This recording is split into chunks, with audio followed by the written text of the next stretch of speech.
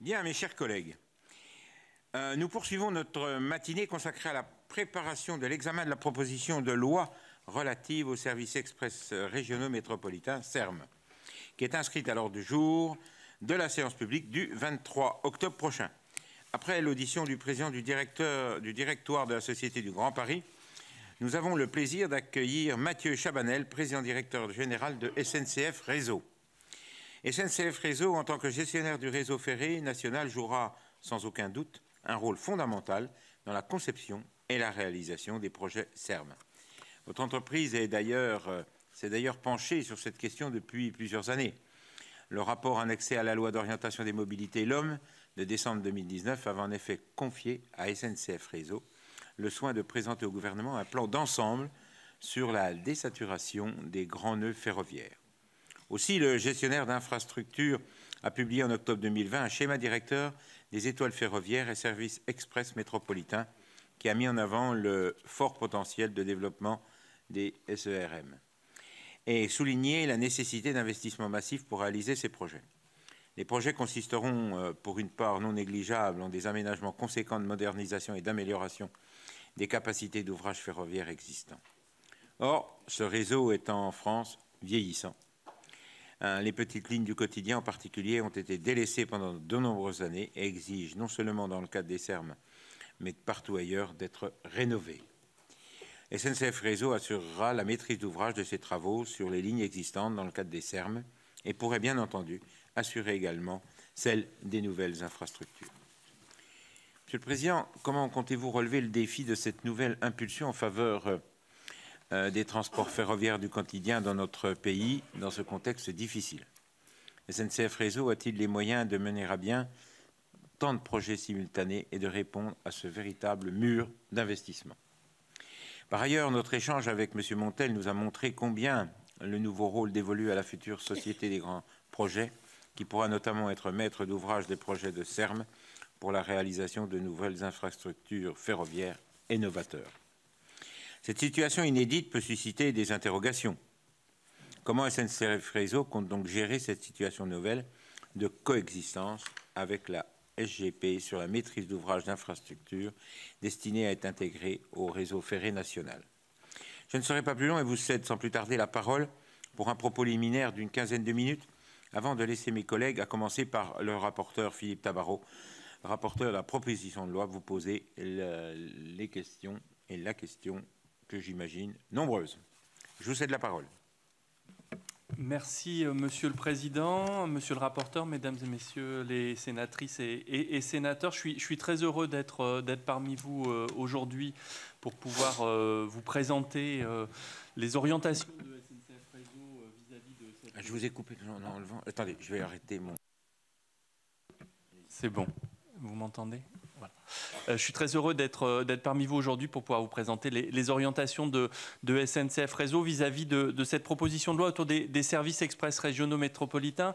Services express régionaux métropolitains dont vous le disiez, Monsieur le Président, nous avons la conviction à SNCF Réseau depuis longtemps qu'ils sont une réponse adaptée à des besoins nombreux, des besoins de décarbonation des transports, des besoins de lutte contre la congestion dans les aires métropolitaines, mais aussi des besoins de lien social entre les territoires, notamment les territoires périurbains avec le cœur des métropoles, et que dans ces zones situées entre 30 et 80 km du cœur des métropoles, le train offre un moyen de lien accessible, ouvert et efficace.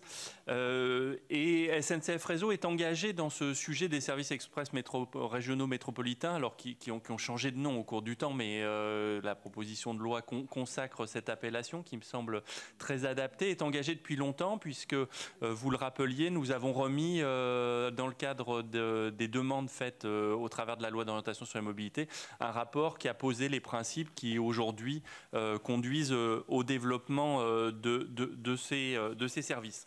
Alors il me semble important de revenir sur le fait que ce sont d'abord des services et c'est avant d'être des infrastructures, et que l'enjeu premier, c'est bien d'offrir un service et de partir de l'offre de transport et du besoin d'offre de transport défini par les collectivités régionales et métropolitaines avant de parler infrastructure.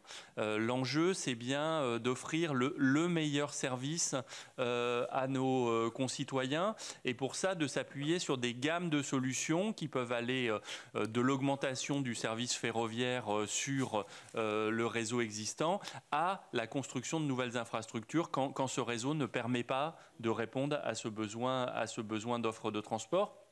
Mais il y a déjà souvent de premières étapes qu'on peut faire en mettant des trains plus tard, des trains plus fréquents, plus de trains le week-end, et dont on voit qu'ils répondent aujourd'hui à l'appétence pour le train. Comment se rendre le samedi pour faire ses courses au cœur de la métropole en prenant le train plutôt que la voiture, c'est d'abord une question de fréquence avant d'être une question d'infrastructure nouvelle. Deuxième enjeu qui me semble essentiel, c'est que ce service express régional métropolitain, il est par nature multimodal. Il n'y a pas une exclusivité du ferroviaire. Les systèmes de cars express, les systèmes de transport urbain naturellement, les systèmes de mobilité douce ou active doivent trouver toute leur place dans cette combinaison qui répond aux besoins et aux attentes de nos concitoyens. Le ferroviaire est sans doute une colonne vertébrale, et c'est pour ça qu'il est au cœur de la proposition de loi, et qu'il peut structurer ses déplacements, mais je pense important de penser et de concevoir l'ensemble de ces aspects. Il y a des axes où il n'y a pas aujourd'hui de réseau ferroviaire et où des services de cars peuvent, au moins dans un premier temps, répondre à la demande. Je vous précise tout de suite que SNCF Réseau ne se positionne pas pour s'occuper des services de cars. Donc vous l'avez compris, notre enjeu, c'est d'abord un enjeu de service, et lié à cet enjeu de service, va se poser très vite la question de la qualité du service qui sera rendu. Et c'est pour cela de penser, dès la conception de ces services express régionaux métropolitains, la manière dont ils seront exploités, de manière à ce qu'on puisse offrir la qualité de service qui est attendue. Parce qu'un service express régional métropolitain qui se met en place et qui ne répond pas aux attentes ou qui dysfonctionne, même dans un premier temps, on a vu que ça pouvait nuire à l'ambition qui a été portée par les collectivités régionales et métropolitaines. Donc il faut vraiment qu'on pense ces sujets d'exploitation très en amont, dès la définition, et la proposition de loi à ce titre pose bien ce sujet de, voilà, on pense au service, on pense à l'exploitation et on pense à la qualité de l'exploitation. Et en matière de qualité d'exploitation, SNCF Réseau aura tout son rôle, à la fois comme acteur, mais aussi comme, j'allais dire, garant que le service qu'on envisage dans un site donné, il est bien faisable, et il faudra savoir parfois dire bien non, avec ces infrastructures-là, on ne peut pas mettre ces trains en plus, faute de quoi on dégraderait la qualité. C'est aussi notre responsabilité qu'on doit apprendre à mieux exercer dans le temps, aussi bien du côté de SNCF Réseau que du côté de Gares et Connexions. Vous l'avez dit, Monsieur le Président, la grande nouveauté introduite par la proposition de loi, au-delà de ce travail essentiel de définition et de mise en place d'un cadre de coopération, c'est l'intervention de la Société du Grand Paris, demain Société des Grands Projets, aux côtés des autres acteurs et aux côtés de SNCF Réseau, SNCF Gares et Connexions, dans l'ensemble des problématiques relatives à ces services express régionaux métropolitains. Alors, du point de vue de SNCF Réseau, nous voyons d'un bon œil, même d'un très bon œil, cette perspective de coopération avec un nouvel acteur. Nous le voyons d'un bon œil parce qu'il nous semble que, vu l'ampleur de l'ambition qui est posée autour des services express régionaux métropolitains, on n'aura pas trop de toutes les bonnes volontés et de toutes les compétences pour réussir à relever ce défi.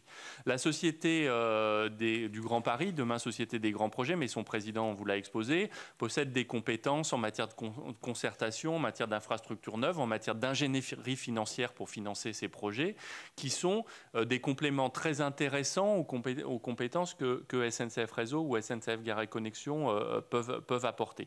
Et la proposition de loi, de notre point de vue, présente une position équilibrée sur le périmètre d'intervention. Vous savez que j'ai eu l'occasion de l'exprimer publiquement à de nombreuses reprises que pour les travaux sur le réseau exploité, c'est-à-dire les travaux sur le réseau sur lequel circulent déjà aujourd'hui des trains, nous considérons que c'est un enjeu à la fois de sécurité et de qualité de service que ce soit SNCF Réseau qui réalise ces travaux. En revanche, sur les infrastructures nouvelles, et nous l'avons démontré à plusieurs reprises quand on a construit un certain nombre de lignes à grande vitesse, quand on a conduit un certain nombre de projets, sur les infrastructures nouvelles, nous pensons que l'on peut tout à fait travailler avec un nouvel acteur qui construit ces infrastructures nouvelles, avec un travail en amont de bonne définition de comment ces infrastructures nouvelles sont construites, comment on les maintiendra, comment on les exploitera. Mais on sait faire cela. On le fait en Île-de-France déjà avec la Société du Grand Paris qui construit ces infrastructures nouvelles qui sont souvent en interaction avec les infrastructures ferroviaires du réseau ferré national et ça se passe bien. On a réussi de nombreuses opérations de gare d'interconnexion entre le réseau ferré national et le nouveau réseau du Grand Paris et les opérations se sont bien passées. Et donc, je n'ai pas de doute qu'on réussira à travailler de manière constructive. On a une relation de longue date avec Jean-François Monteils qui est très fluide et on n'a aucune intention de jouer une carte concurrentielle, mais plutôt une carte de la complémentarité. Donc l'équilibre qui a été tracé dans la proposition de loi nous paraît bien articulé. Il nous semble qu'il faut vraiment que ces services express régionaux métropolitains puissent trouver leur modalité propre de fonctionnement territoire par territoire. C'est un enjeu essentiel parce que territoire par territoire, on ne va pas avoir les mêmes acteurs et territoire par territoire, on ne va pas avoir les mêmes problématiques. Et donc, il faut que la proposition de loi, et elle le fait aujourd'hui, laisse la souplesse nécessaire à une définition territoriale sous l'autorité de ceux qui vont porter le projet, c'est-à-dire les autorités organisatrices régionales et métropolitaines et l'État, les modalités de définition et d'organisation de ces services. Donc, il y a naturellement quelques propositions consensuelles avec la Société du Grand Paris, je le précise, qui pourraient, de notre point de vue, enrichir ou plutôt préciser la proposition de loi autour de la remise des biens une fois qu'ils ont été construits, autour du rôle de coordination et notamment de la possibilité ouverte que les groupements d'intérêt public qui sont un peu au cœur de cette coordination puissent être des structures à directoire et conseil de surveillance. Il nous semble que ce serait quelque chose d'intéressant qui permettrait aux collectivités de trouver toute leur place dans un conseil de surveillance. Mais voilà, on a quelques propositions, mais qui ne remettent pas en cause l'équilibre de la proposition de loi. Et voilà, on s'inscrit vraiment du côté de SNCF Réseau, à la fois dans cette dynamique. Je voyais en entrant l'exposition sur Charles de Freycinet. Voilà, je pense qu'on est de nouveau dans un temps du ferroviaire dans lequel on peut avoir une croissance, une dynamique de développement du ferroviaire qui rejoignent celle qui a pu exister par le passé. Et donc on s'inscrit résolument dans cette dynamique avec la conviction que les services express régionaux métropolitains sont une bonne méthode et la conviction que le travail complémentaire entre les entités du groupe SNCF et la SGP peut être un accélérateur de ces services express régionaux métropolitains. Voilà, Monsieur le Président, Monsieur le rapporteur, Mesdames et Messieurs les sénatrices, que je pouvais indiquer en introduction. Merci. Merci. Je vais donc donner la parole à notre rapporteur, Philippe Tabarot. Monsieur le Président, merci. Mes chers collègues, si je peux me permettre, avant de commencer mon propos, après moi, les collègues, bien sûr, auront l'occasion de s'exprimer et de vous poser un certain nombre de questions. Si je peux leur passer un petit message et me permettre exceptionnellement, pas de leur donner des consignes, mais simplement de rappeler qu'on est dans le cadre d'une audition concernant un texte bien particulier, qui est le texte des Serm. Je sais que vous brûlez d'impatience de poser des questions au président Chabanel sur vos lignes de desserte fine de territoire dans vos départements respectifs.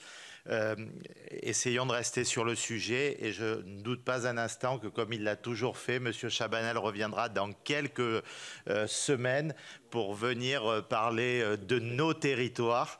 Et donc, peut-être même s'il termine et si vous ne l'abreuvez pas de questions, il pourra consacrer un petit temps en off pour vous donner des nouvelles de vos lignes ferroviaires respectives. Chers collègues, SNCF Réseau doit aujourd'hui répondre à de nombreux défis. Il lui faut rattraper le retard accumulé dans l'entretien et dans la modernisation du réseau, tout en lançant de nouveaux programmes d'investissement. L'article 1er de la LOM, rapporté avec talent dans cette maison par Didier Mandelli, a fixé de nouveaux objectifs à la stratégie de l'État pour les mobilités, en particulier celui de renforcer les offres de déplacement du quotidien. Cela exige notamment, selon ce même article, de résorber la saturation des grands nœuds ferroviaires afin de doubler la part modale du transport ferroviaire dans les grands pôles urbains. Le développement des SERM s'inscrit dans la continuité de ces objectifs. Comme l'a indiqué le président Longeau, SNCF Réseau a participé dans son étude de 2020 consacrée aux étoiles ferroviaires et services express métropolitains à la conception des projets de SERM. Cette étude a montré la très grande ampleur des investissements à réaliser. Or, vous devez, pour ainsi dire, courir plusieurs lièvres à la fois. Concomitamment avec ces projets de SERM, il vous faut mener de grands projets d'envergure. Je pense notamment à GPSO, certains autres projets qui ont vocation à s'inscrire dans les SERM, et je pense bien sûr à la LNPCA. Pouvez-vous préciser quelle est la stratégie de SNCF Réseau pour répondre à cette situation? Comment vous adaptez-vous à ce changement de paradigme? Assumez-vous un virage en faveur des mobilités du quotidien que vous privilégiez, le cas échéant aux lignes à grande vitesse? Quid du fret ferroviaire, qui est un sujet qui nous intéresse tous également? Le temps industriel en général et ferroviaire en particulier est un temps long, comme vous le savez, mais la demande pour des infrastructures de transport décarbonées de qualité est extrêmement pressante. La présente proposition de loi fixe en l'état du texte un objectif qui est très ambitieux de mise en place d'au moins une dizaine de SERM. On va parler de dizaines maintenant parce que des fois c'est 10, des fois c'est 13, des fois 14, dans un délai de 10 ans. Considérez-vous que SNCF Réseau a actuellement les moyens de réaliser cet objectif? Plus largement, comment rendre cette ambition pleinement réalisable? Quels sont les projets de SERM les plus à même d'être mis en place le plus rapidement? Pouvez-vous en particulier revenir sur l'avancée de celui de Nantes, évoqué il y a quelques jours par le ministre des Transports, dans le cadre de la polémique sur la défaillance de l'État dans la mise en œuvre de la modernisation de l'aéroport de Nantes? Je sais que c'est un sujet qui tient à cœur au sénateur Retailleau, au sénateur Mandelli. Sur ces sujets, vous commencez déjà à bénéficier du recul de l'expérience avec des SERM déjà partiellement fonctionnels. Je pense bien entendu à Strasbourg, que nous avons eu l'occasion avec Jacques Fernic d'auditionner hier, ainsi que Bordeaux, on le fera de mémoire demain ou après-demain, sans oublier le Léman Express. Quelles leçons tirez-vous de ces laboratoires? Strasbourg en particulier, grandes difficultés, aujourd'hui en voie de résorption, nous l'espérons, sont apparues lors du démarrage des SERM. Comment comptez-vous éviter que de telles convenues lors de la mise en place des autres SERM?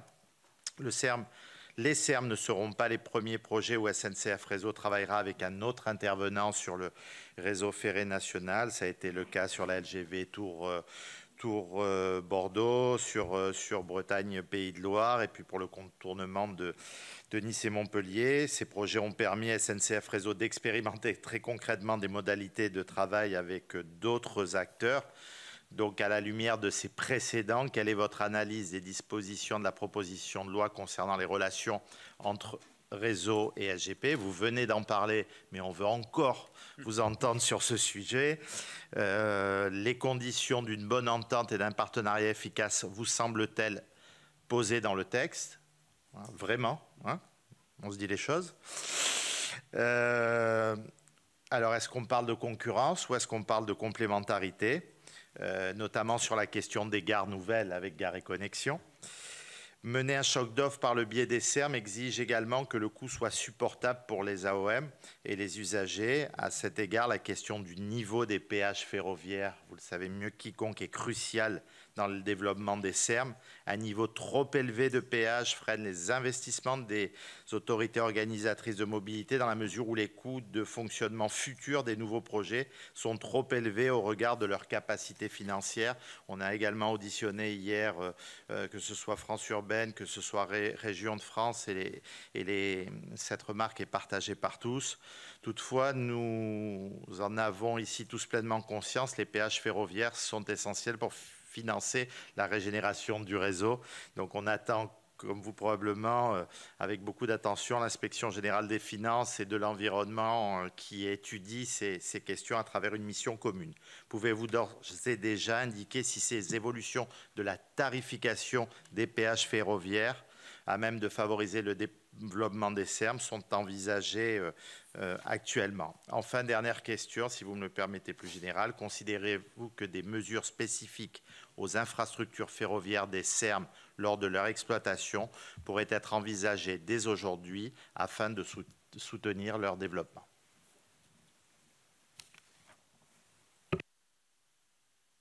Monsieur le Président, je vous propose de répondre au rapporteur.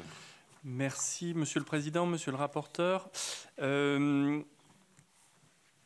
Face au plan de charge, effectivement, qui est devant SNCF Réseau, dont je rappelle que le socle pour nous, c'est d'abord la régénération et la modernisation du réseau existant. J'ai eu l'occasion de le dire à de nombreuses reprises devant votre commission à l'Assemblée. Si on ne régénère pas et si on ne modernise pas le réseau existant, il sera difficile d'envisager des projets de développement, que ce soit des SERM, des projets de grande vitesse, le développement du fret, ou même les projets sur les petites lignes, s'ils aboutissaient à déboucher sur un réseau, le réseau qui reçoit le plus grand nombre de circulations, qui lui verrait sa performance baisser, ce serait un peu paradoxal. Donc notre premier enjeu, c'est bien toujours la régénération et la modernisation du réseau existant, avec la perspective d'un accroissement des investissements en la matière, et ça structure notre plan d'action. Au-delà de ça, on a des blocs de projets de développement qui sont portés dans les contrats de projet État-région, notamment la remise à niveau des lignes de desserte fine du territoire, les SERM, les investissements en faveur du fret et un certain nombre de projets, de grands projets, que ce soit des grands projets qui s'intègrent plutôt dans des cadres comme celui des SERM et je pense à LNPCA, ou des projets de ligne à grande vitesse comme la liaison entre Bordeaux et Toulouse. L'enjeu pour nous, c'est d'abord d'avoir de la visibilité. Et je pense que c'est l'enjeu pour tous les acteurs industriels. Sans visibilité, on ne pourra pas garantir de conduire de manière efficace l'ensemble de ces projets parce qu'on n'est pas dimensionné, on ne va pas se dimensionner comme toute entreprise pour le maximum si on n'a pas de visibilité, si ce maximum adviendra ou n'adviendra pas. Donc on a besoin d'avoir la visibilité sur les projets. Les CPER vont nous donner de la visibilité. Le plan qui a été mis en place en matière de fret va nous donner de la visibilité. La signature et la conclusion des conventions de financement sur les grands projets nous donnent de la visibilité. Et donc en matière de service express régional métropolitain, c'est la même chose. Si on a de la visibilité, on sait monter en puissance, on sait embaucher des gens, on sait mettre en place des structures dédiées de maîtrise d'ouvrage et ensuite on sait passer des marchés, puisque je rappelle qu'en matière d'investissement, SNCF Réseau, quand il investit 100 €, c'est 80 € qui sont confiés à la filière industrielle. Et donc la filière industrielle, elle non plus, et on le voit en matière de matériel roulant aussi, elle non plus, elle ne sait se dimensionner que quand elle a des commandes. Et donc, il faut qu'on ait de la visibilité pour pouvoir donner de la visibilité à la filière. Si on a cette visibilité, on saura mettre en place progressivement, pas du jour au lendemain. Si vous me dites l'année prochaine, on a 10 milliards de plus à dépenser, je vous dis, on ne saura pas les dépenser parce qu'on est une entreprise industrielle. Si en revanche, on se dit, on a une montée en charge au cours des années 2020 pour dépenser à plein à l'horizon 27, 28, 29, eh bien là, on saura s'organiser avec la filière pour réussir à la fois du côté de SNCF Réseau à se doter de ressources et du côté de la filière à mettre en place les moyens nécessaires, d'autant plus dans un marché de l'emploi qui est assez tendu et sur lequel on va chercher des ressources rares d'ingénieurs, de techniciens, d'ouvriers, notamment dans le domaine de l'électricité, qui sont aujourd'hui des ressources très concurrentielles. Donc on a besoin de cette visibilité, je pense que c'est la clé. Sur la question du fret, alors d'une part, on a aujourd'hui, c'est un des domaines sur lequel de la visibilité nous a été donnée par l'État, on en aura encore plus au travers des contrats de projet État-région, mais si on fait le lien entre le fret et les services express régionaux métropolitains, et je vous parlais tout à l'heure des sujets d'exploitation, ce sera un de nos sujets, et ce sera un des sujets sur lequel SNCF Réseau devra se faire le gardien de l'usage collectif du bien commun qu'est le réseau ferroviaire.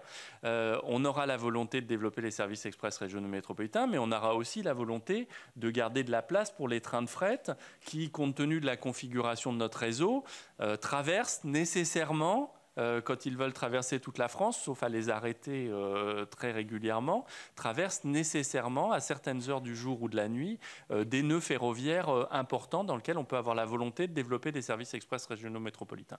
Alors ça peut être l'occasion de construire de nouvelles infrastructures, on peut penser au contournement ferroviaire de l'agglomération lyonnaise par exemple, mais ce sera aussi, et dans un premier temps, un enjeu de garder de la capacité pour ces trains de fret, et ça fait partie des missions qui sont confiées à SNCF Réseau et que nous devrons exercer en expliquant et en justifiant les choix que nous faisons auprès des autorités organisatrices, mais en assumant aussi qu'il nous est confié, pour le bon usage du réseau, le fait de garder de la capacité pour les trains de fret. Sur le fait que le temps ferroviaire soit un temps long et qu'il faille en même temps aller vite. Je pense qu'on a deux horizons de temps, je le disais. Il faut d'abord qu'on parte du service. Et en matière de service, il y a des choses qu'on peut peut-être faire assez vite. Il y a rajouter des trains, alors c'est pas forcément évident parce qu'il faut aussi qu'il y ait les ressources du côté des opérateurs ferroviaires, il faut aussi qu'il y ait le matériel roulant. Mais faire tourner plus les trains, rajouter des trains, ça peut être des choses qui ne nécessitent pas d'infrastructures nouvelles et qui vont plus vite que ce qui nécessite des infrastructures nouvelles. Et en matière d'infrastructures, il y a des choses qui peuvent aller plus vite et on peut aussi avoir des politiques de mise en œuvre progressive. C'est ce qui se passe par exemple à Bordeaux aujourd'hui où on a un déploiement progressif du service express régional métropolitain avec tous les ans des avancées en matière d'infrastructure. On a inauguré cette année une nouvelle halte qui permet de desservir un nouveau territoire et qui permet ainsi de développer le service express régional métropolitain et ainsi de suite d'année en année, donc dans une politique qui est plus une politique d'amélioration progressive. Ça n'exclut pas qu'à certains moments, au-delà de l'amélioration progressive, il faut qu'il y ait de grandes infrastructures qui mettent plus de temps à être construites, mais qui, une fois qu'elles sont construites, changent complètement les mobilités et la vie des concitoyens. Les deux ne sont pas antagonistes, mais on peut mener à bien des améliorations progressives, on en est convaincu. Sur le CERM de Nantes, sans rentrer trop dans le détail, ce que je peux dire, c'est que c'est un des territoires sur lequel on travaille avec la région et avec la métropole à définir, et notamment dans la perspective du contrat de projet État-région qui s'ouvre, un plan de déploiement du CERM. Et notamment, il y a eu un travail très abouti de la région et de la métropole, un peu en anticipation de ce qui est prévu dans l'article 1 du projet de loi, pour exprimer leur vision commune de ce que devrait être le CERM de Nantes. Si on fait un retour sur les CERM qui se sont mis en place, Strasbourg, Bordeaux, Léman Express, j'ai dit quelques mots de Bordeaux avec cette logique vraiment d'amélioration progressive d'année en année, d'augmentation progressive d'année en année, qui jusqu'à présent s'est avéré être un succès. Sur Strasbourg, il faut le reconnaître, du côté de l'infrastructure, les choses se sont bien passées. On a construit une 4e voie qui a été livrée dans les temps, dans les délais et dans un coût inférieur au coût prévu à la contractualisation. Donc, du point de vue de l'infrastructure, ça a été un succès. Mais ça montre qu'il n'y a pas que l'infrastructure et qu'il faut vraiment anticiper les problématiques d'exploitation. Et quand on entre dans une logique de CERM, même si on était très bon avant, une fois qu'on intensifie dans la mesure dans laquelle on a intensifié les circulations à Strasbourg, on passe à une autre échelle. Et il faut vraiment que, j'allais dire, le moindre bouton de guêtre, la moindre goutte d'huile dans les engrenages doit être là précisément au bon moment, parce que sans ça, on voit bien qu'on a des effets en cascade et que quand on a un train toutes les 10 minutes, on sait se rattraper. Quand on a un train toutes les 3 minutes, eh bien, on a beaucoup plus de mal à se rattraper. Pour autant, c'est une exploitation qu'on connaît en Île-de-France, qui fonctionne, et donc il n'y a pas de raison qu'on ne réussisse pas à dupliquer cette intensité de circulation. Et d'ailleurs, c'est l'occasion de reparler du Léman Express. Sur le Léman Express, on a mis en place ce service avec une bascule en une nuit, analogue, au mois de décembre, et on n'a pas eu les mêmes difficultés de rodage. On avait sans doute anticipé mieux un certain nombre de complexités. Donc voilà, l'expérience de Strasbourg, c'est vraiment une expérience qui nous dit il faut anticiper en commun entre le gestionnaire d'infrastructure, les opérateurs et l'autorité organisatrice, de la manière la plus aboutie possible, les conditions d'exploitation sur le réseau. Dans les conditions d'exploitation, il y a aussi, et ça fait le lien avec le sujet des péages ferroviaires, il y a aussi qu'il faut anticiper dans les projets de SERM les coûts de fonctionnement de ce SERM. Il n'y a pas que les péages dans les coûts de fonctionnement, mais il y a des coûts de fonctionnement qui peuvent être dans un SERM augmenté de manière considérable par rapport à la situation préexistante, puisqu'il faut plus de matériel roulant, du matériel roulant qui tourne plus, ça consomme de l'énergie, etc., etc. Et donc, il y a une vraie anticipation et une vraie vision à développer avant même de construire les infrastructures. J'en reviens toujours au sujet, il faut avoir pensé l'ensemble des problématiques de service avant de passer aux infrastructures. Il y a une vraie vision des coûts d'exploitation futurs. Alors, dans ces coûts d'exploitation, il y a les péages, hein, c'est certain. Comme vous le disiez, monsieur le rapporteur, il y a une mission de l'inspection générale des finances qui a été lancée. Je les rencontre pour la première fois demain, donc je n'ai vraiment aucune information exclusive à vous livrer sur le sujet. Nos ressources aujourd'hui, c'est les péages ou les financements publics. Nous, notre enjeu, c'est d'être le plus performant possible, de coûter le moins cher possible, mais une fois qu'on coûte ce qu'on coûte, il faut couvrir ses coûts. Et on ne peut plus les couvrir par de l'endettement, puisque la loi de 2018 a fort heureusement mis fin à l'endettement de SNCF Réseau.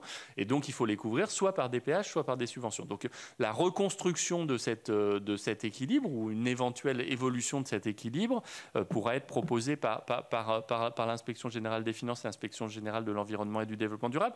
Je voudrais souligner que dans la tarification et sous l'impulsion de l'autorité de régulation des transports, on a déjà visé à avoir une structure de la tarification qui soit de plus en plus sous la forme d'une part de forfait, avec des circulations au-delà de ce forfait qui coûtent beaucoup moins cher. Et donc ça, c'est une incitation au développement du trafic. De la même manière, on a, alors ça c'est plutôt sur les services librement organisés, on a des modulations horaires qui permettent d'avoir des trafics en heure creuse qui soient moins chers. On a des modulations sur les lignes de desserte fine du territoire qui permettent d'inciter au développement du trafic sur ces lignes avec des tarifs moins chers. Voilà, cette structure de la tarification, elle est favorable au développement du trafic. Après, il y a la structure, mais il y a le niveau. Et le niveau de la tarification, c'est vrai qu'en France, notamment sur la grande vitesse, mais aussi dans un certain nombre de cas sur les transports du quotidien, peut être considéré comme élevé. Sur les autres intervenants sur le réseau ferré national, oui, on a construit des lignes à grande vitesse en lien avec des partenaires. Ce qu'il faut bien soigner, c'est les conventions d'interface. Comment on construit les choses, qui construit les raccordements, comment se font les branchements. Ce qu'il faut bien soigner, c'est les conditions de remise de l'infrastructure, ses caractéristiques, son interopérabilité avec le reste du réseau ferré national. Mais je le rappelle, entre 2010 et 2017, on a construit 4 lignes à grande vitesse selon 3 modes de réalisation différentes. Les 4 ont été livrées, les 4 fonctionnent et les 4 aujourd'hui donnent satisfaction, aussi bien celles qu'on a construites en maîtrise d'ouvrage public, il faut le dire, que les 2 qui ont été construites, les 3 qui ont été construites, l'une en concession et les 2 autres en contrat de partenariat. Le coût du sillon sur Sapin. Le coût du... alors, l'ingénierie financière de la construction de ces lignes, c'est un autre sujet, mais sur le plan technique de l'exploitation et de la qualité de la construction des infrastructures et du fait qu'elles aient été livrées dans les délais et dans les coûts imaginés au moment de leur construction, sur les 4 lignes, le succès a été au rendez-vous. Voilà peut-être, monsieur le rapporteur, ce que je pouvais indiquer en réponse à vos questions. Parfait. Philippe, c'est bon? Parfait. Bien, je vais donner la parole à Jacques Fernic. Oui, donc je suis de Strasbourg. Donc avec le réseau express métropolitain européen, c'est comme ça qu'on l'a appelé, Strasbourg-le Grand Est avec la SNCF ont ouvert la série. L'expérience est précieuse, vous l'avez dit. Elle a massivement, oui, augmenté l'offre ferroviaire en cherchant à tirer parti au mieux des améliorations de capacité de la dorsale ferroviaire alsacienne, principalement en droit de l'agglomération de Strasbourg, un tronçon de 4e voie qui a permis l'essentiel. Donc aujourd'hui, il y a des centaines de trains supplémentaires. Un exemple, vers 2000, pour rentrer chez moi le soir, c'était 19h20 et en général, je le ratais parce que j'arrivais trop tard. Aujourd'hui, c'est 22h37. Voilà, et il y en a plein entre 19h et 22h37, il n'y en a pas qu'un. Alors, on a l'habitude de parler de choc d'offres. Là, on en a les ingrédients. Le problème, c'est que le choc n'a pas été tout à fait celui que nous visions, parce que la mise en place a été chaotique, et c'est pas fini, pas à la hauteur attendue. La SNCF n'a pas été en mesure d'assurer ce qu'elle s'était dite capable de faire. Vous venez de dire qu'il fallait parfois admettre ce qui n'était pas possible. Là, clairement, on est d'accord, ça n'a pas été correctement défini et il y a plein de boutons de guêtre qui ont sauté. Ce n'est pas impeccable. Les cascades de retard d'annulation ont vite figé l'opinion des usagers et surtout des usagers potentiels. Et pour les usagers déjà acquis, ça les a sacrément mécontentés, voire découragés. Et encore là, récemment, j'ai échangé avec des habitants de la vallée de la Bruche. Les mécontentements l'emportent encore sur les satisfactions. C'est la ligne Strasbourg-Épinal qui a été rétablie. Donc il y a eu une nette amélioration sur cette ligne. Avant, à l'arrivée à la frontière lorraine, c'était un terminus pour l'essentiel. Ceci dit, c'est une ligne, donc SNCF Réseau, encore à régénérer et à moderniser fortement au-delà de Molsheim. Depuis le mois d'août, donc réseau express métropolitain européen, depuis le mois d'août, paradoxalement, il n'y a plus de trains transfrontaliers entre Mulhouse et Mülheim, c'est un quart, et que ça soit un contre-coup des difficultés du réseau express métropolitain de l'agglomération de Strasbourg, ça semble évident. Alors devant nous, on a aussi des investissements très conséquents sur la ligne très dégradée vers le nord, Strasbourg-Lauterbourg. Sans cela, c'est toute une partie de l'agglomération au sens large de Strasbourg qui ne pourra avoir rien de plus comme desserte et qui a très mal vécu le fait de voir des agglomérations, des améliorations de desserte annoncées partout, sauf pour eux. Et c'est pas rien. Donc on est sur le réseau existant, c'est donc plutôt vous qui agirez pour l'essentiel, quoique le Grand Est a déjà mis la SGP dans la boucle, ils ont une délibération qui passe jeudi. Le COI, dans son rapport, a chiffré, alors je ne sais pas sur quoi il s'est basé exactement, à 500 millions ce qui resterait à faire pour que le SERM de Strasbourg soit totalement abouti. Un chiffre d'autant plus vertigineux qu'il n'y a pas de trajectoire financière visible. Donc on va avoir un texte cadrant les SERM, les dispositions qu'il prévoit. Celles qu'on peut encore y mettre auraient-elles été utiles pour mieux réussir le REM strasbourgeois? Comment, selon vous, rattraper ce mauvais départ, éviter de reproduire de telles déconvenues, faire en sorte que pour nos concitoyens, le REM et les SERM qui suivront soient perçus d'abord comme positifs? Merci. Je vous remercie de rester dans le thème de ce jour. Je vais donner la parole à Olivier Jacquin. Merci, Président. Monsieur Chabanel, on peut louer ce texte de loi qui parle de développement ferroviaire. Ce que l'on attend tous, c'est la transition climatique l'attend. Mais on peut faire le constat en même temps que le nouveau pacte ferroviaire a empêché SNCF Réseau de faire du développement ferroviaire. On a été unanime dans cette commission pour condamner le contrat de performance, comme l'a signalé l'ART, le contrat de performance qui va avoir une dégradation du réseau ferroviaire existant. Et on n'a pas obtenu encore satisfaction sur ce point-là. Et d'un autre côté, vous êtes empêché d'investir, vous l'avez rappelé très rapidement, il y a une règle d'or qui bride l'investissement à SNCF Réseau. Et je pose la question directement. Plutôt que de lancer un nouvel opérateur, est-ce qu'il ne faut pas redonner un peu plus de marge de manœuvre à SNCF Réseau devant l'ensemble des injonctions contradictoires qui sont devant vous? C'est ma question essentielle. La seconde, c'est sur la pénurie de personnel spécialisé. Vous n'avez plus le statut à SNCF Réseau. Et là, vous avez SGP qui est sur une structure beaucoup plus légère et beaucoup plus facile et qui fonctionne en mode projet à échéance rapide. Comment, dans ce contexte, vous pouvez fidéliser vos équipes les plus pointues actuellement? Je vous remercie. Si je vais donner la parole à Denis Saint-Pé. Merci, Monsieur le Président. D'abord, je veux m'excuser auprès de Philippe Tabarot, notre collègue, en lui disant que je vais un peu parler de mon département et que l'ensemble des départements font la France. C'est tout ce que je voulais dire à Monsieur Tabarot. Et Monsieur le Président, directeur général, vous m'avez un peu rassuré avec votre première phrase. Votre objectif, c'est la régénération et la modernisation du réseau existant. Il n'empêche que j'ai envie de vous dire qu'au sud de Bordeaux, c'est encore la France et que je veux, moi, vous parler de la ligne historique pyrénéenne. Et vous devez connaître son état parce que l'ensemble des caténaires qui composent cette ligne, qui remontent souvent dans leur construction, remontent souvent à 1920 et rien n'a été fait depuis cette époque-là.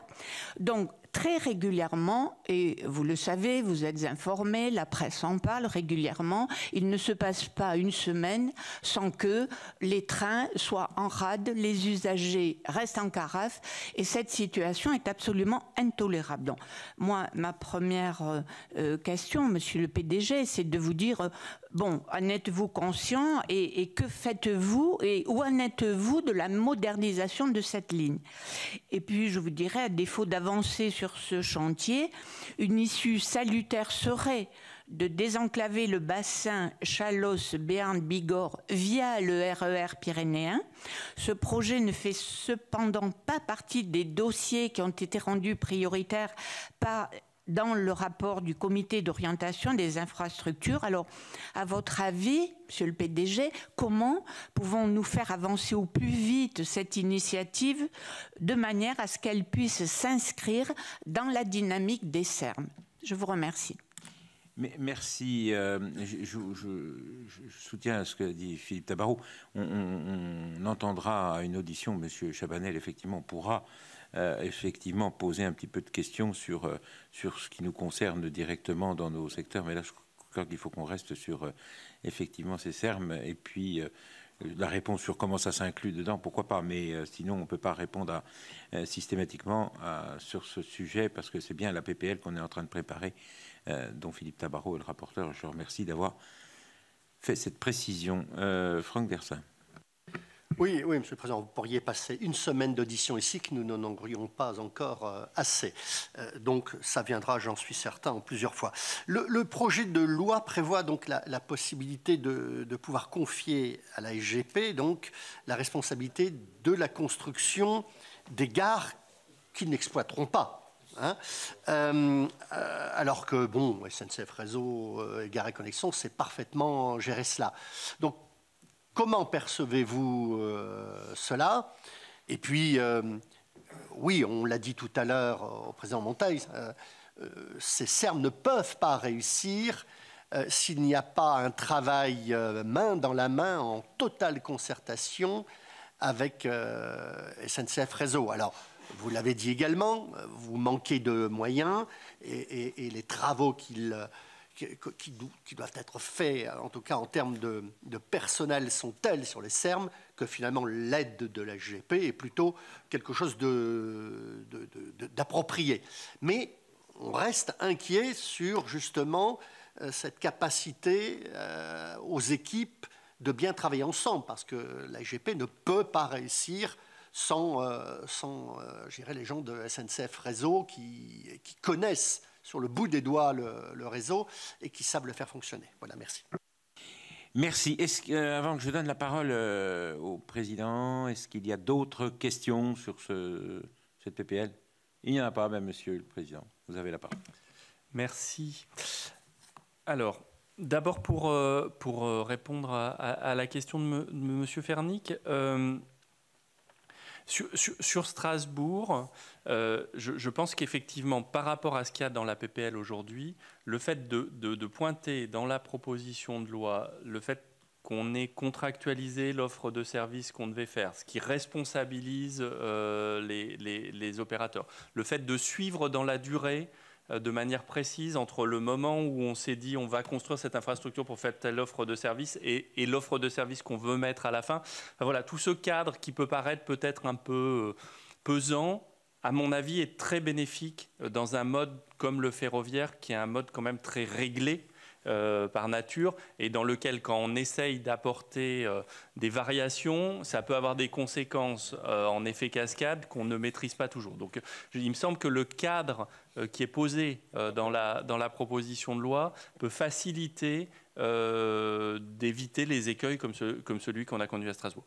Là où je vous rejoins, c'est qu'effectivement, quand on rencontre des difficultés comme ça, même si la situation se rétablit, ce qui est en place aujourd'hui, la perception de la dégradation met beaucoup plus de temps à être corrigée qu'elle ne met à s'installer. Donc voilà, on a un vrai enjeu de réussir dès le départ, voilà, de ne pas avoir des premières étapes difficiles, parce que même si on les rattrape après, c'est autant de temps de perdu et puis d'inscription et on peut le comprendre, hein, on le vit tous comme ça, nous aussi, dans les esprits. Sur l'exemple que vous donnez fait bien le lien avec les besoins du réseau existant. C'est-à-dire, on ne pourra pas construire des services express régionaux métropolitains efficaces, et on voit bien qu'on est très vite confronté à une difficulté à augmenter l'offre si on n'a pas régénéré et modernisé le réseau sur lesquels ces services se mettent en place. Alors dans le cas de la région Grand Est, on va être dans une situation un peu spécifique, puisque la région Grand Est a choisi de mettre en œuvre l'article 172 de la loi d'orientation sur la mobilité, donc de demander le transfert de gestion d'un certain nombre de ces lignes. Donc elle sera pleinement responsable de leur régénération et de leur modernisation. Mais plus généralement, je pense important de bien mettre en perspective les travaux qu'on fera en matière de régénération, des travaux qu'on fera en matière de développement de l'offre. Sur les sujets soulevés par M. Jacquin, moi je n'ai pas de regret qu'on ait mis fin à la capacité financière de SNCF Réseau à s'endetter. Ça pose au moins les sujets sur la table. J'allais dire, la capacité d'endettement de SNCF Réseau, c'était un moyen de ne pas traiter les sujets, puis de les traiter dans la douleur au bout de 20 ou 25 ans, au moment où on vient faire une reprise de dette de 35 milliards d'euros, qui nous a quand même remis à flot et qui nous redonne des perspectives. Et donc recréer une capacité à s'endetter parce qu'on ne veut pas mettre soit de la subvention publique, soit des péages, je pense que ce serait quand même une échappatoire dont dans quelques années on viendrait nous dire qu'elle avait été une solution de facilité. Donc ça ne veut pas dire qu'il ne faut pas qu'on travaille à l'ingénierie financière, pas qu'on travaille aux modalités de financement. Et d'ailleurs la Société du Grand Paris, demain Société des Grands Projets, peut amener cette ingénierie financière, peut amener ces leviers-là. Mais voilà, je pense que du point de vue de la SNCF Réseau, qui est d'abord une entreprise dont le cœur de métier, c'est chaque jour de faire rouler 15 000 trains en toute sécurité sur le réseau, le fait de ne pas être une entreprise durablement endettée est quelque chose qui aujourd'hui est très bénéfique. Sur le sujet très essentiel des ressources humaines pour mener à bien ces projets. Parce que ces projets, ils ne seront menés à bien que si on a les compétences pour les faire. Aujourd'hui, alors je reste prudent, mais on a vu une inflexion du côté de SNCF Réseau au travers de notre politique de recrutement qui nous a permis de sortir de la crise qu'on a connue postérieurement à la crise sanitaire. En 2021, on était vraiment dans une situation extrêmement tendue sur le recrutement qui faisait qu'on ne réussissait pas à couvrir, indépendamment de la contrainte budgétaire normale dans toute entreprise, on ne réussissait pas à couvrir les postes que l'on ouvrait sur le marché du travail. Cette année, à la fin du mois de juin, on a recruté à SNCF Réseau 80% de personnes en plus qu'à la fin du mois de juin 2022. Donc, grâce à une politique très active sur le recrutement, grâce à une accélération de nos procédures de recrutement, grâce à une analyse assez fine des attentes du marché, on est aujourd'hui dans une situation qui est beaucoup plus favorable qu'elle n'était par le passé. Ça ne nous met pas à la fin de l'histoire, parce qu'ensuite, ces personnes qu'on recrute, il faut qu'on les forme et il faut qu'on les fidélise pour qu'ils ne nous quittent pas. Donc ça nous oblige à avoir une politique salariale, une politique de qualité de vie au travail, une politique de rétention des talents qui soit plus dynamique que celle qu'on avait par le passé. Mais j'allais dire, sur le recrutement, on a aujourd'hui, en tout cas en 2023, fait des progrès importants dont on vise de les maintenir dans la durée. Plus généralement, ça pose la question, et c'est vrai pour nous, c'est vrai pour la Société du Grand Paris, et c'est vrai pour toute la filière industrielle, de comment, et c'est un travail de sensibilisation qu'on essaye d'aller faire dès le collège, dès le lycée, parce qu'on recrute aussi bien des ouvriers, des techniciens, des ingénieurs, comment on oriente les jeunes, hommes et femmes, vers des métiers techniques, vers des filières techniques, aussi bien dans les métiers d'opérateurs, dans les métiers de techniciens, dans les métiers d'ingénieurs. Je pense que c'est un défi pour toute la société, mais pour une grande entreprise industrielle comme la nôtre, c'est vraiment un défi qu'on prend à plein et sur lequel on essaye de sensibiliser dès le collège et dès le lycée à ces orientations-là, parce que les métiers de la transition énergétique et du transport seront des métiers dans lesquels on aura besoin de personnes qui auront fait des études techniques notamment. S'agissant de je ne reviens pas sur la modernisation de la ligne historique pyrénéenne, même si j'y suis très attaché, et la caténaire Midi devra être changée. Ça renvoie à ce besoin de régénération et de modernisation. Ça a été la première priorité qui a été donnée par la Première ministre dans ses annonces du mois de février. Ça reste pour moi la première priorité, parce que c'est bien parce qu'on fera ces travaux-là qu'on a fait sur la voie, sur cette ligne, hein. Ce n'est pas une ligne qu'on a délaissée. Aujourd'hui, on a beaucoup moins d'incidents en matière de voie sur cette ligne. Il faut qu'on fasse la même chose sur la caténaire, il faut qu'on fasse la même chose sur la signalisation, parce que ce sera ça la condition de développement du service. Ensuite, sur la capacité à développer un SERM dans le bassin Chalosse-Béarn-Bigorre, la proposition de loi va fixer un cadre de coopération entre les régions, les agglomérations, pour faire des propositions, une éligibilité qui sera ensuite soumise à l'État. Et donc, il y a un cadre qui sera défini et qui laissera ensuite aux acteurs locaux et nationaux l'occasion de développer un CERM. Sur la coopération avec la Société du Grand Paris. Alors, d'abord, moi, je n'ai pas peur de dire que SNCF Réseau sait faire des lignes nouvelles et SNCF Réseau sait faire des gares nouvelles avec SNCF Gares et Connexions. Voilà, et sait faire des lignes nouvelles et des gares nouvelles de qualité. La gare nouvelle qu'on a construite et qui sera en service au printemps 2024 sous le CNIT à la Défense sans avoir arrêté l'exploitation du CNIT, c'est un exploit technique qui aujourd'hui, dans l'Europe, voire dans le monde entier, est considéré à sa juste valeur. Donc voilà, il y a de la compétence chez SNCF Réseau et SNCF Gares et Connexions sur ces sujets-là. Pour autant, moi je pense que dans les domaines techniques, il est toujours intéressant d'avoir des points de vue différents. Et donc, avoir l'apport de la Société du Grand Paris sur un certain nombre de projets, qu'un certain nombre de projets leur soient confiés, ça peut permettre de faire progresser le système en grand. Ça peut permettre de le faire progresser en grand d'abord parce que, en termes de capacité d'ingénierie, on sera plus nombreux à agir et ça peut permettre d'aller plus vite. Vous le soulignez, monsieur le rapporteur, on a l'enjeu d'aller plus vite. Mais ça peut aussi amener des idées qu'on n'a pas eues forcément à SNCF Réseau et donc amener un panorama de solutions qui soit plus large. Donc là-dessus, je pense qu'il y a vraiment le chemin pour une complémentarité. Ce qu'il faut absolument éviter, et j'allais dire, j'ai une ancienneté qui me permet dans le secteur de parler pour l'avoir vécu, cette situation-là, c'est d'avoir des règles du jeu qui ne soient pas claires. Et ça a pu être le cas à une époque entre RFF et SNCF où chacun voulait progressivement recouvrer le périmètre de l'autre ou ne voulait pas lâcher son périmètre vis-à-vis de l'autre.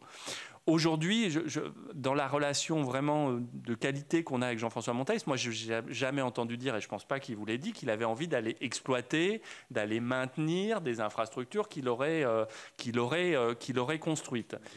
Il vous a dit, donc voilà, donc on est vraiment, et donc les règles qui sont posées dans la proposition de loi, elles me permettent de penser, et en tout cas on œuvrera au quotidien pour cela, qu'on n'a pas les mêmes risques de dérive de concurrence entre deux entités publiques qui viendraient se tirer dans les pattes et aboutir à des dysfonctionnements, mais vraiment un enjeu de coopération et de complémentarité. Alors ça passera aussi par les hommes et par les femmes sur le terrain. Il faut le dire, on est des entreprises qui sont des entreprises qui marchent d'abord par les hommes et par les femmes qui sont sur le terrain. Donc là, il y aura un enjeu de bonne coopération, de bon état d'esprit. Mais je pense que si cet enjeu il est impulsé par la loi et ensuite impulsé par les équipes de direction des deux entreprises, il n'y a pas de raison qu'on ne le retrouve pas au quotidien sur le terrain. Et je ne doute pas que les autorités organisatrices régionales et métropolitaines seront attentives à ce qu'est cet enjeu de coopération. Et nous, notre premier enjeu, c'est de développer le ferroviaire et pour cela, de satisfaire les attentes des autorités organisatrices régionales comme métropolitaines. Donc notre intérêt objectif, il est à la coopération dans le jeu d'acteurs. Je pense avoir fait le tour des questions. Bien.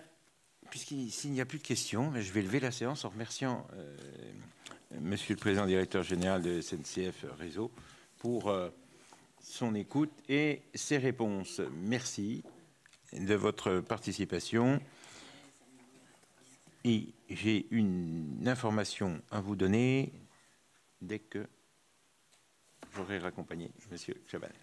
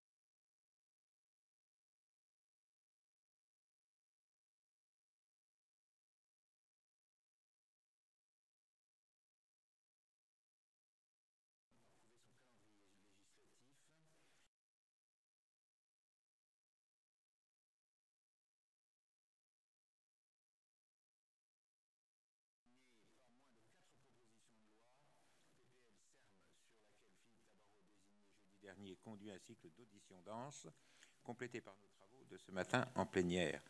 La PPL ouvre des bus qui occupent le rapporteur Franck Dersin avec de nombreuses auditions qui seront enrichies par celles de Valérie Pécresse en plénière cet après-midi. Et enfin, la PPL réemploi des véhicules déposés par notre ancien collègue Joël Labbé, inscrit dans la niche du groupe écologiste, et qui pourrait être examiné en séance publique le 13 décembre prochain, sous réserve de son inscription à l'ordre du jour. Plusieurs initiatives gouvernementales sont par ailleurs à prévoir, avec un degré de certitude plus ou moins fort à ce stade. J'évoquerai à cet égard le projet de loi proposant une fusion entre l'ASN et l'IRSN, qui pourrait être examiné au Sénat en deuxième lieu à partir de la mi-janvier. Le projet de loi programmation énergie-climat, annoncé pour 2000 décembre 2023, mais dont le dépôt n'est pas certain, le projet de loi d'orientation agricole qui pourra contenir des mesures sur l'eau qui concernent notre commission pouvant justifier une saisine pour avis. Le calendrier et le contenu ne sont toutefois pas encore précisés. Et enfin, le projet de loi programmation dans le domaine des transports dont l'examen n'est pas encore confirmé par le gouvernement, bien qu'il ait engagé des concertations. Le Bureau a également acté le principe de la désignation de 8 rapporteurs budgétaires sous réserve de validation du périmètre de la saisine pour avis qui interviendra, la désignation, la semaine prochaine. Et je vous informe que les crédits de la mission Recherche enseignement supérieur dans le domaine du développement durable seront désormais examinés dans le cadre des avis techniques pour assurer une expertise plus cohérente et donner une plus grande visibilité aux travaux des rapporteurs budgétaires. Ces rapporteurs budgétaires, comme je vous l'ai indiqué, seront désignés la semaine prochaine en application du principe de la représentation proportionnelle. Les auditions budgétaires sont un des temps forts de l'année pour la Commission et permettent de faire le point avec les ministres compétents sur les secteurs stratégiques de la Commission. Pour plus de détails, je vous invite à vous reporter au calendrier prévisionnel qui vous est envoyé périodiquement et qui sera mis à jour une fois le calendrier budgétaire connu. En ce qui concerne les travaux de contrôle de notre commission, l'actualité et les priorités politiques ont conduit le Bureau à décider la mise en place de 2 missions d'information internes à notre commission. Je vous propose d'acter la mise en place d'une mission flash pour examiner la situation de l'aéroport de Nantes-Atlantique à la suite du revirement du gouvernement qui a récemment annulé l'appel d'offres qui visait à renouveler la concession et à moderniser cette infrastructure, alors que ce même gouvernement s'était engagé après l'abandon du projet d'aéroport de Notre-Dame-des-Landes en 2018 à mener à bien ce chantier avec diligence. Je vous propose donc d'approuver la création de cette mission flash pour laquelle un rapporteur sera désigné également la semaine prochaine afin de lancer nos travaux au plus vite et rendre nos conclusions avant la fin de l'année. La question de l'accès à l'égalité des soins sur notre territoire reste une question entière et mérite que la Commission poursuive ses investigations dans le cadre de sa compétence en matière d'aménagement du territoire, dans la continuité de nos travaux menés en 2022 sous la conduite de son excellent rapporteur, que je salue, Bruno Rojoin, et des propositions législatives qui en ont résulté. Cette mission pourrait d'ailleurs donner lieu à un déplacement en Allemagne pour voir quelles réponses ont été apportées à cette problématique outre-Rhin. Là encore, je vous propose d'approuver la mise en place de cette mission qu'on pourrait qualifier de droit de suite à nos travaux dans l'attente de la désignation